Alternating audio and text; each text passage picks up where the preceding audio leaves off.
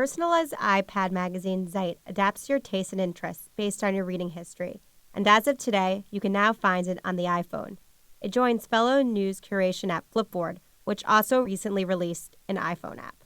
One of our goals over the next 12 months is to try to be on as many platforms as possible. I think our users are clamoring for other platforms, and we find that once someone gets a personalized news experience on the iPad, they find their other news experiences deficient. It's cool to, scan the headlines and figure out what's happening in the world, but really you want news that's personalized to you, and especially on a small device like the phone, it's great to have those stories that are, really are interesting to you. For example, you're at a bus stop. You only have 5 minutes to check the news.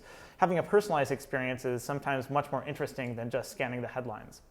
Zite began 6 years ago as a search and discovery technology company, eventually transitioning to its current model.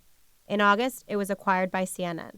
The acquisition by CNN is interesting sort of from a micro level at CNN and a macro level. I mean, from our perspective, I remain CEO of the company. CNN bought us because they really found the vision of Zite very compelling. And they found it a really great addition to the headline scanning that people do on CNN, the breaking news that people come to CNN for, the trusted source that people come to CNN. Whereas Zite, we've got thousands of topics and things that CNN typically wouldn't cover. So they're really supportive of our mission. I think from a macro trend, it's really interesting to see media companies getting into the digital space. I mean, we're a company that's not traditional for someone like CNN. I mean, we're the first technology company that they've ever bought. And I think they're seeing us as a company that's really going to incubate this really interesting technology, and they want to see where we take it. I mean, long term, certainly, I think there's some interest in figuring out how to integrate that technology into CNN. But for right now, they're really interested to see us execute on our original plan. Zite is at the forefront of changes in the media industry as traditional newspapers and magazines make the shift to digital.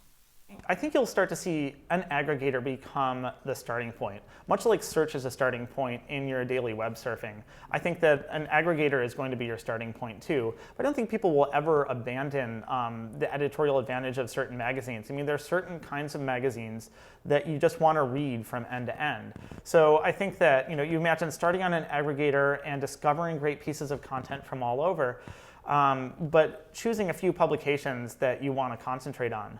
I think that news has definitely changed over the past 10 years.